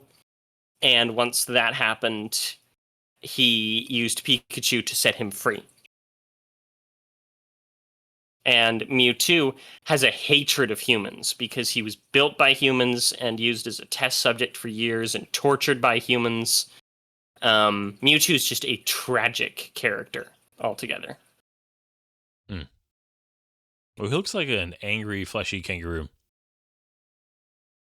Yeah, I can see that. He's supposed to be like a really screwed up Sphinx cat Okay. with psychic powers. Okay, when he says Mewtwo has my father,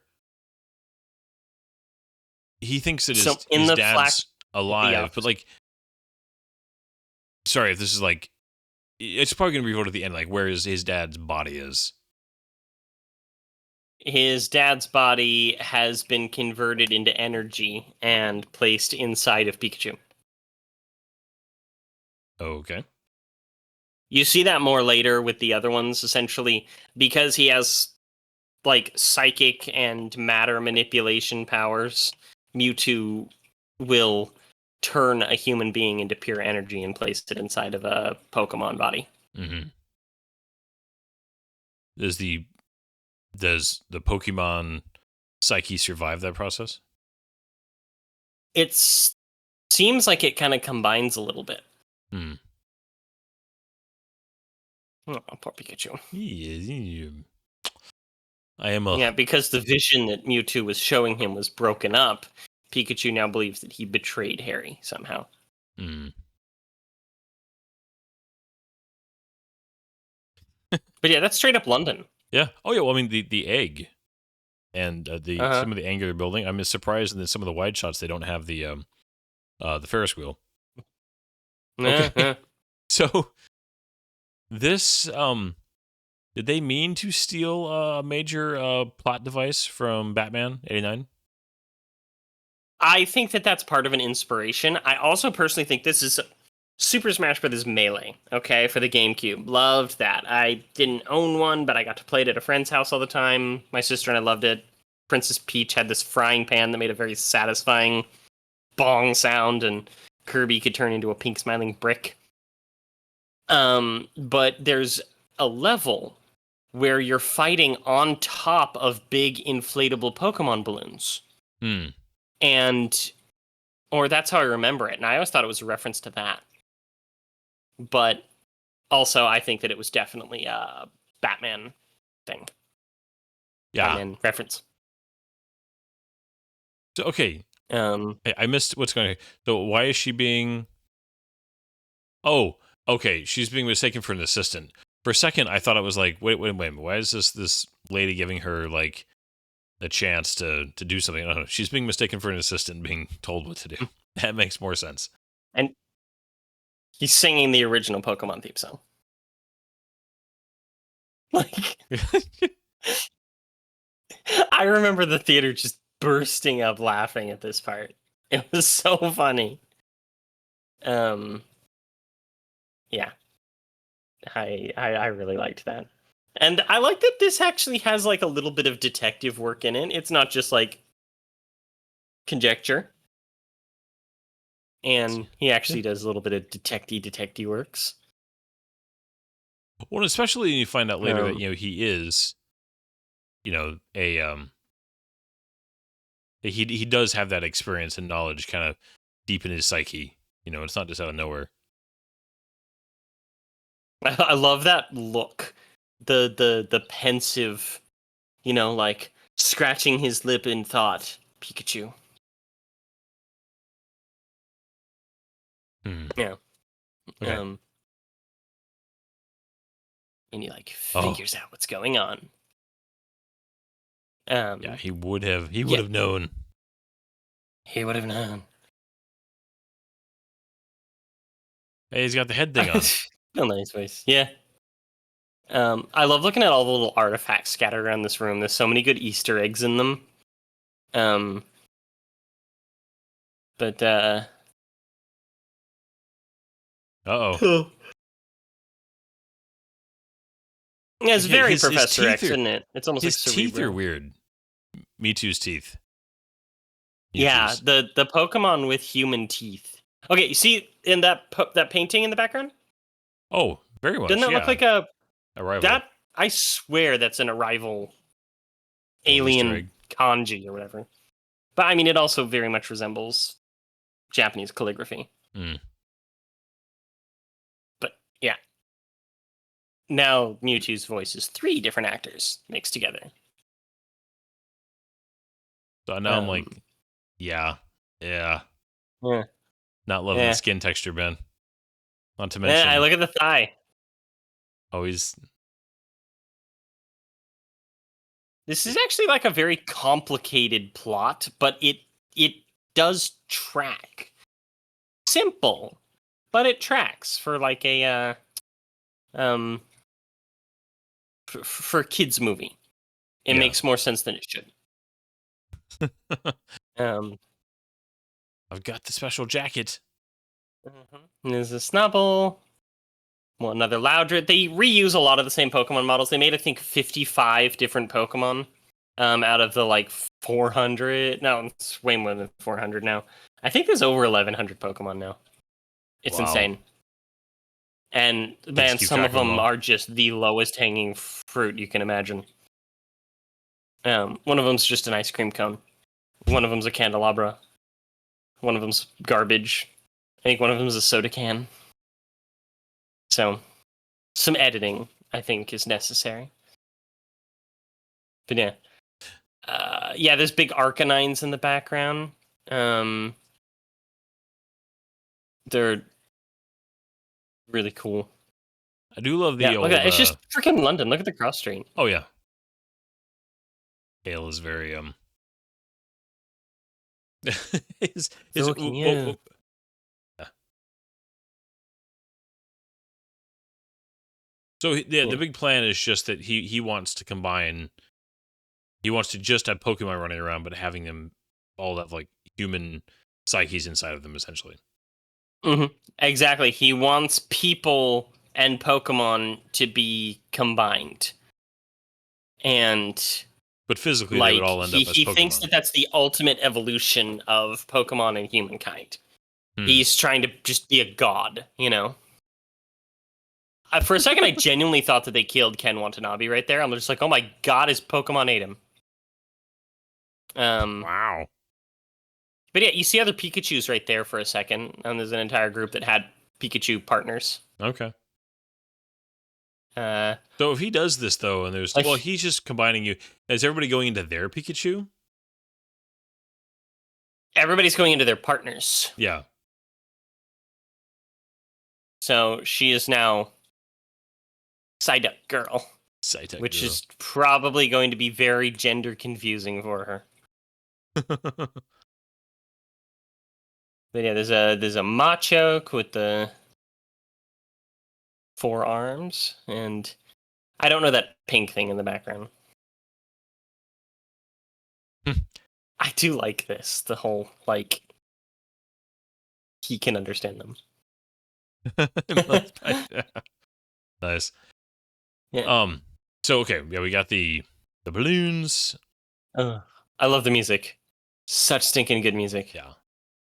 That makes sense. The music in this is done by a guy by the name of Jackman. Crap, what was his first name? But he does lots of really good work. He's very underappreciated as a composer. Henry Jackman. He did things like X-Men First Class, Into the Spider-Verse, things like that. Gravity Falls. Oh my gosh, I forgot he did Gravity Falls. But he's really good, and I like his work in this movie quite a lot. The Pikachu's on a Pikachu. Uh-huh. Pika on Pika. Now these not blankets. These balloons have to be entirely CG to get the interaction is good when he's jumping around on them and interacting with the material. Oh yeah, this is just a video game right now. Yeah. So But this I is love the way that they do his powers really well. is it pretty accurate to how his powers would look if they were real? I mean, I think so. Oh gosh. Yell. And he's being chased by God's clone. Definitely And a little short-sighted to leave him just up here vulnerable. yeah. And then he's just how long has he been in that closet? It's been like days. Oh, Yeah. he's a I remember this one. I'm like, what's going on here? And it's like, oh, it's a freaking ditto. And I just think of it as chain because link. the whole thing links. about Oh my gosh. yeah. That's why there were sunglasses inside. Yeah. The whole thing about Ditto is that you can Ditto! always tell a Ditto because its eyes are exactly the same. Okay. It always has little black eyes. There's this fan theory for years because you could only find Ditto in one very specific place in the original game. That was the laboratory where Mewtwo was created. And Mew is known to be this bright pink, soft, almost gelatinous texture. So the whole idea is that Dittos are probably Mew clones that were failures. And it was a very clever idea, and they've never denied it. And they've just kind of almost leaned further into it without confirming it. You breathe the guess. Crazy bird. I apologize. I'm just whoop. kind of watching more as I'm like, I don't remember most of this, so Yeah, totally. This is a well constructed fight in that I don't like action scenes where I can't keep track of what's happening. So I really do appreciate that this is tracking well, the effects are holding up, is a good mixture of it. It's still funny and cute, but at the same time, and it's establishing the kind of the rules as it goes, and it's following them of how the dittos work and kind of that was a weird. Sorry, the physics of his body, sliding sideways there and sliding backwards, was it was like he went CG for a minute. Oh, that's just mean. Yeah. So calling back to the first Pokemon that didn't like him. Yeah, very much so. If you count here, he hangs from that window for a minute and a half. What good forearm strength he's got. It's Pokemon battle thing. Yeah. That'd be like a Volt tackle, I believe. He's out of the Pokemon power, which is in the games is referred to as PP. So he's out of his PP. For some reason, I do kind of. I was gonna say, I don't know why this actor reminds me of in his facial expressions for some reason, like a poor man's Alan Tudyk. Really? And I was thinking Eddie Redmayne. I don't. It's just certain angles. He's got an Eddie Redmayne thing on him. Okay, yeah, certain angles of his face just make me. I don't think the way. Okay, got the purple, the R. Still use the hard he's got to R. go a little crazy. All right? He's getting a lot of it, and he's going crazy. Oh, gosh. This thing's... So enough of the gas would just kill you? I don't think he's dead. I think he's knocked out. Ah. Aw. Yeah. His tail is... defeat me to battle. It's interesting that the whole secondary neck tentacle thing, the Mewtwo, it's just weird looking. I think it's supposed to be kind of what's that word? It's supposed to represent his artificiality, his artificialness. It's almost like a science tube. But okay, Pikachu drops here, right? And he's like, no. and he gets caught, and he gets dropped to the ground, and gently lowered. It's all very sweet. He's saved, and he's right there. Like How fast did he get down that freaking skyscraper? That's like the most amazing elevator ever made. Right? I mean, it's like, did he just grab the thing and slide all the way down? Just grease his palms? Dude, me too. He's just misunderstood. Mewtwo is a dick. Don't get me wrong. He's an asshole. But he's a traumatized asshole. And he's writing things. Everybody's back. I love the little music cue. It's like, it sounds like the video game and the cartoon and everything, but I don't know. I like it. I love it. I want some more of it. There's definitely something just funny to me about all these, that wide shot. Most of those looked like kind of older, pretty serious men. And the idea they all have like a little partner cutesy animal with them that they're like attached to. Oh goodness. I mean, those partner cutesy animals can kill ya. Yeah. Aw. Bill Knightley.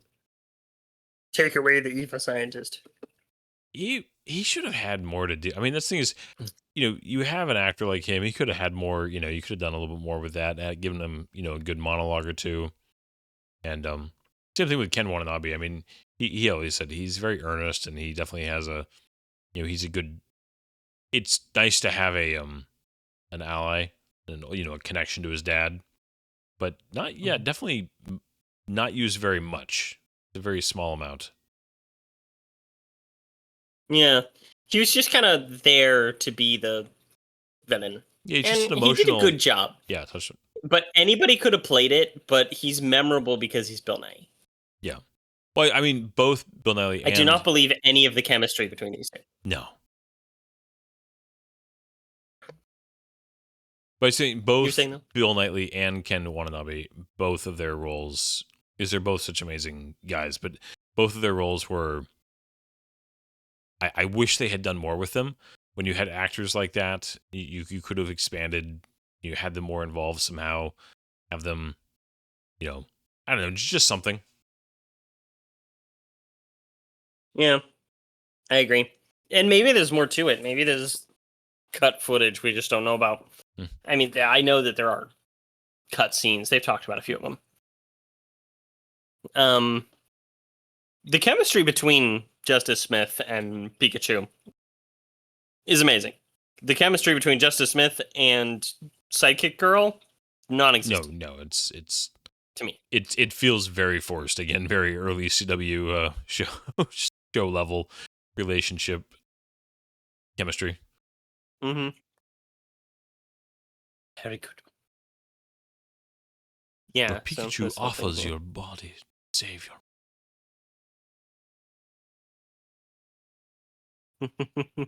I like just looking at it. Maybe that's weird. Yeah, they're very conveniently not showing his dad's face. Yeah. I know, it's super weird. I mean, obviously they're trying to protect the surprise here, but it's just he knows. He's glowing. He's got to glow up. Is that not? It's a good shot right there. That's a pretty shot of the city, the lighting. All right. And here we have the actual reveal. Hey, I know this guy. It's Deadpool. Right? Oh my goodness. I mean, he was the shit at this time. Oh, yeah. And right now he's just kind of being shit on. Well, yeah, the whole... celebrities, man. Who knows what's true and what's not. Oh, yeah. But he definitely seems like he has an interesting choice in spouse. Anyways. He seems like he has interesting life choices in general. Yeah. He's undeniably a very talented man. But, yeah. Interesting guy. Although he genuinely looks heartfelt here. Like, Ryan He Reynolds, does. it is He's a very good so actor. yeah. It's so rare though to get a genuine, sincere look on his face. He's so goofy all the time. Like it's just yeah. He's a better actor than his manic comedy style would have you believe. I think. Yeah. They did a good job making him look a little I bit older, also. like You know, even at this time, he'd be old enough to have a 21-year-old kid.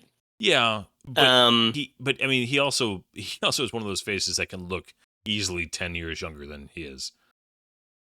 yes, and so they really needed to do that. Yeah, but it's good. Um, They didn't try to give him wrinkles. They just, I think, having him have the beard with a little bit of white in there was enough, and the glasses are a good choice. and they made him dress like a dad. Yeah, absolutely. Yeah, he's not dressed cool. I mean, he does have the cool like skinny pants and boots going on, but you know, there's Yeah, it looks men really weird in the my one age shot. that try to do that. Mm. Boom! There we go. Now, Get the credits. The hey, it credits wants are me to amazing. watch Sonic. Like, Okay, so I mean, I do obviously. mine tried Mario.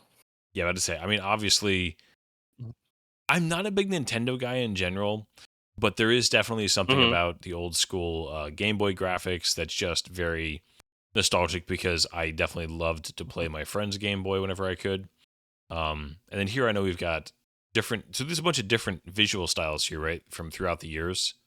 Yeah. Uh-huh. Like that Gyarados, I recognize that from like some of the really old stuff, but a couple of these are newer iterations. But like that's a classic Jigglypuff and How did the how the did Mr. the Mime and all that stuff. yeah? I was gonna ask you, how did the card game version of Pokemon kind of get going? To it just kind of grew out of kind of that multi-market, multimedia market. And oh, I love this though, how they have like the classic anime depictions of the actors Yeah. as they're introducing them. I that was 'cause really cool. There have been Um, there's been several animated films, right, and then several series also animated series. mm, uh, technically, it's been one single extra long animated series. Okay. Um, and but yes, many animated movies. There was one of them from way back when I was a kid that I watched several times that I thought was just the coolest thing. Destiny Deoxys, I think it was called, which was a cool little cybernetic Pokemon. There is no after the credit sequence, so we don't need to wait around for anything. Yeah. Okay, can you Um, explain to me why do so many of the Pokemon games are just like colors versus as the titles? no idea. That's just kind of how they started it. Okay. And they just kept going with it as the theme. All right. Yeah. Like I said, So tell me, Brian, what did you think of Detective Pikachu as a whole? I thought it was this is gonna sound like I'm dismissive, and I don't mean it that way at all.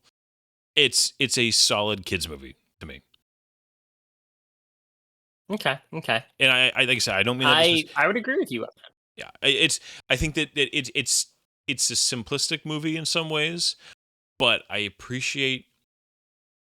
I will always appreciate a film that treats its subject matter, no matter how ridiculous it is, treats it like it matters, and treats it like, because again, this is one of those things that, like, okay, we're creating a world where there's these cute little creatures who are like fight for their it's a ridiculous uh fictional idea, but it's incredibly popular, and kids have loved it for decades now. Many adults still love it as a massive nostalgia thing. I know plenty of people my age that still collect Pokemon cards and are very into them. And so it's I will always support a film that treats its subject matter seriously and doesn't I whether it's intentional or not, treats its fans with a certain level of contempt. That for some reason, what's popping into my head really hard right now is so many of the problems that I have with the Halo TV show. That it's Oh. just it's the opposite of respecting your fans. It's just a slap in the face of telling them, no, this thing that you loved, it was stupid. We're gonna make it better by injecting all this garbage into it and changing all the things because what you loved, it isn't what you loved isn't worthy of a serious adaptation, just a straightforward serious adaptation.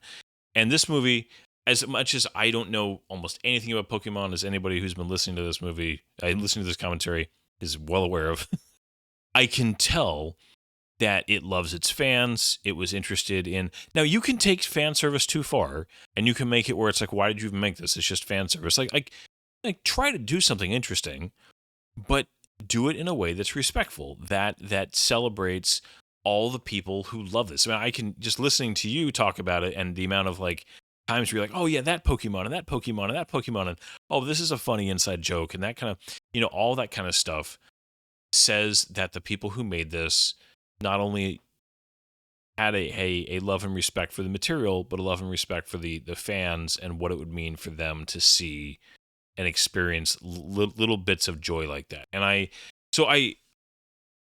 not going to say that I'll probably never watch this movie again, honestly. Like I don't, Mm. It doesn't mean anything to me, but I Yeah. respect the heck out of it for the way that it treated its property. Does that make sense? Yes, very much so.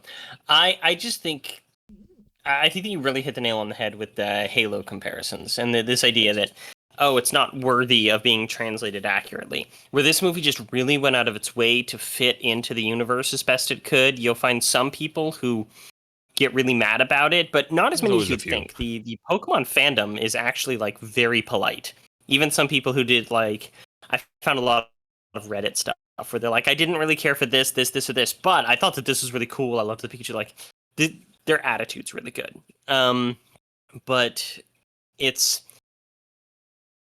such a good video game adaptation, which is so rare. Yeah. And I really loved that about it. I have I liked seen the this- design. I think that it's a great kids movie. I would show this to my nieces. I don't think it's too scary. That's one of the things I worry about is Yeah. like scaring my little nieces, that type of stuff. I have seen this pop up when people talk about video game adaptations, and if you made me pick right now, I'd probably pick Fallout. The Prime show is one of the best video game adaptations, but I've seen this movie brought up a couple of times in those conversations, and I'm glad now that I kind of understand why that. It's not about the movie I like the best or the show I like the best. When it comes to just like a good adaptation of a video game franchise, I can definitely see why this movie should be in the argument for one of the best executions of one. Yeah, very much so. Now, so the question I always had was, how did this not get turned into a franchise? I think part of that is that they couldn't really get Ryan Reynolds back as Pikachu, which I think that would lose some of the appeal. And he just got so stinking busy after this, and also COVID hit shortly after this. But I feel like there should have been a sequel by now. This is 6 years ago. There was a sequel in development, but nothing's been heard from it since.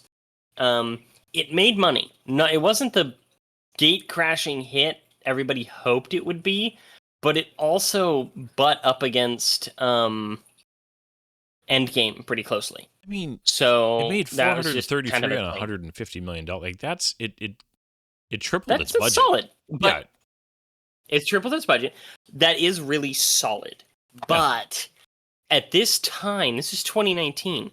If you're not making $800 million, if you're not making $1 billion, then it's not worthy. It was the bad lesson that they learned from Star Wars and Marvel. Yeah. And this is also Warner Brothers. Warner Brothers had one great success in the form of the Harry Potter series. And then it's like they completely forgot how to handle a franchise. It's like starting at 2010, they were just like, we need franchises. Yes, franchises. Great. We're going to make franchises. And have since destroyed every franchise potential they've touched.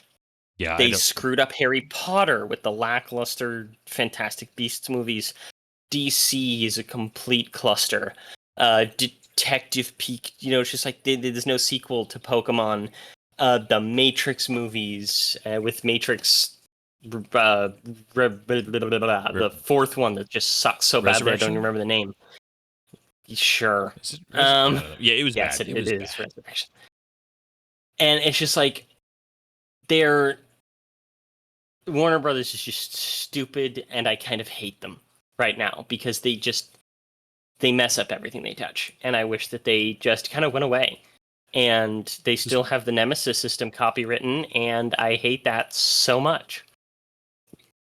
um, who's who owns Dune? Who's doing? Is that Warner Brothers? No, no, that's not. You Oh, the Lego movie. That's another thing that they screwed up. And the Hobbit movies. oh yeah. Well, they did they did a co-production of Dune. Yes, they did co-produce Dune. I was like, I thought I remembered seeing that their name is legendary, and well, then there. I do think one of the reasons that Dune, Denis Villeneuve, is a strong enough hand of a director to kind of bite back on some studio interference. You need that. You need somebody like a Christopher Nolan who's just like, this is my Mhm. movie. Go away. Yeah. Nope, very But true. Because they've even had a Nolan has lot of left Warner hits. Brothers though. He's like, I mean, he produced so many big Mhm. movies for them, and then after everything that went down, I think over what was the COVID movie he did Tenet. at the time? Tenet, yeah. Tenet. And that movie is not his best work at all, but yeah, he went to Universal and made It's Oppenheimer like and his won his Academy Award. Like, all right, it's like his best technical movie and his worst narrative movie. yeah. Anyways, Yeah, but yeah, no, Warner that's Brothers. amazing. Well, you go back even further. I mean, Warner Brothers, Superman.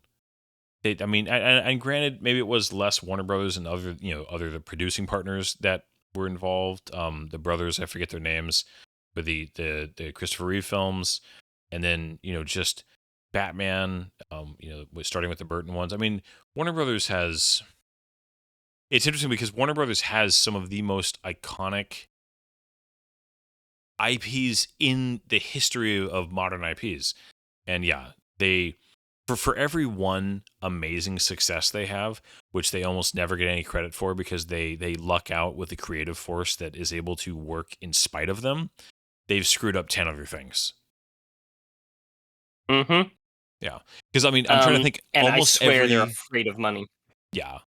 Well, but I'm trying to think like almost every success that I can think of for them when you dig into it, it's because they had those legendary creative forces at the wheel that were able to to stick to a vision, to execute on something, despite what I'm sure were some really horrendous notes. I mean, you have Richard Donner, you have guys like Tim Burton, you have guys like Christopher Nolan, you have guys like Denis Villeneuve, you have guys um, like and love it or hate it, Zack Snyder did have a creative vision. Um, there's the only times when they get close is when there's somebody else there who has some power and some yeah, you know what I mean. Yeah, no, I do, and I understand. It's just it's just weird to me how they can screw up How franchises did that seem like they should be gold. Like how did they mess up the Lego Movie franchise? That had so much yeah potential, and they came out with two really good movies in the forms of the Lego Movie and Lego Batman movie, and two pretty darn good movies in terms of the Lego Ninjago movie, but I hate ninjas, and the Lego Movie 2. yeah And then but they didn't market why it they right just or something, yeah and then well certain they're weird. is yeah there are times where it just seems odd. Like, how do you not just? I know if it is well, and a lot of times you find out later on that you think, okay, well maybe the main creative force just wanted to do one or two and then move on. But a lot of times you find out later when you hear the stories that no, they were very much keen on another one, but people step in, and it's, I think Warner Brothers might be one of the worst behind the scenes of just the business minded people who step in and actually think that they have something to offer the creatives. It's yeah. And that's especially exemplified in their video game realm. The CEO of Warner Brothers got his grubby little mitts into their video game production way too much, and he wanted to turn everything into live service games. That's what happened to the Suicide Cancer of Squad video game. games. That was going to be a single player experience from Rocksteady, and he's just like, no, live service, long-term storyline. It needs to all be this and super accessible. And they keep doing that, and they, did the same thing, screwing up their Middle Earth series, the Gollum game. They went and canceled this Wonder Woman game that was like 80% complete. And I'm like, why are you doing this? And all of these other Warner Brothers owned IPs, especially in the video game world, are just being wasted and destroyed because these people don't actually understand how to make money. Yeah. They're trying to chase the big thing that one or two games have been able to achieve, and the result is probably going to be massive net losses. Yeah. Well, and especially like in the case of Pikachu, it's interesting because you have one of the most recognizable, popular IPs on the face of the planet. You have a audience for this that's way outside of just the United States. So, and that's where you really can't. Like Pacific Rim, again, a franchise that handled correctly. I mean, the first movie did well financially because of the global box office. Pikachu, I'm assuming, would do similar. I mean, it's you have, when you have a property that is big outside the U.S. but also big in the U.S., that's a rare combination. And why you wouldn't just, and this is where I just the egos of corporate types get, and I don't know exactly how much that's to blame, but I can't imagine it's not a massive part of the problem, that they just keep getting, like you said, getting involved and putting their own ideas on it instead of like, no, just let these people who, there's obviously all these creative people who are maintaining this franchise, who make games, who make animated stuff. You have all these people who are invested, who know it and love it. Just let them make you money. Like, why is that so hard to do? But like you said, it's a weird disease that certain business-minded people have. And something like Pikachu, I mean, and I say this as somebody who doesn't care about Pikachu, but it's weird that it just hasn't become a thing where you just let a team get into it and every couple of years do one. And yeah, I mean, say you couldn't keep Ryan Reynolds, you find something else. I mean, people will show up. If you kept the budget under control, that is the one thing we talked briefly about it before. In the post Marvel and Star Wars, the first couple of Star Wars, movies after Disney bought them, where the regular budget for films becomes $200 million. And so with marketing, they have to make $1 billion to be considered successful. That's where business people need to be like, no, keep your budget under control. If you can make these things for $100, $150 million and market them well, like get smart people who understand how to create viral marketing where you can let the internet and social media do your marketing for you. You don't, then you can have these movies make $400 to $500 million, turn a healthy profit, and keep going. And that's and you keep the goodwill. You keep people excited about it. And the fact that it's that something as simple as that is missed constantly by supposedly very smart business people is baffling. It's such a mystery to me. Same, very much same. But I think it's time for us to wrap this up. It is. This has been so much fun. Thank you, Brian, for putting up with my insistence that this is fun. This thing. We're gonna do a couple of films later that are big nostalgia kicks for me that you're gonna be like, all right, it's okay. I want to go play my Pokemon games now. Aw. See, I'm currently going through Cyberpunk, and so we made a few Night City references, and I'm looking forward to getting back into that world. So, But no, this has been fun. And Like I said, this is a film I can definitely understand the love for it and respect the heck out of the way it treated its IP, and be sad because there are IPs that I love that are not, that don't get this kind of care taken with them. So, anyways, it's been awesome, man. We will catch you all Yes, next it time. If comment, like, subscribe, all that normal plug stuff. If you're still listening, we love you guys. Thank you so much. cheers, y'all. Have a good one. Good night. There's doors and corners, kid. If you don't clear the room, if you don't come in slow, that room will eat you.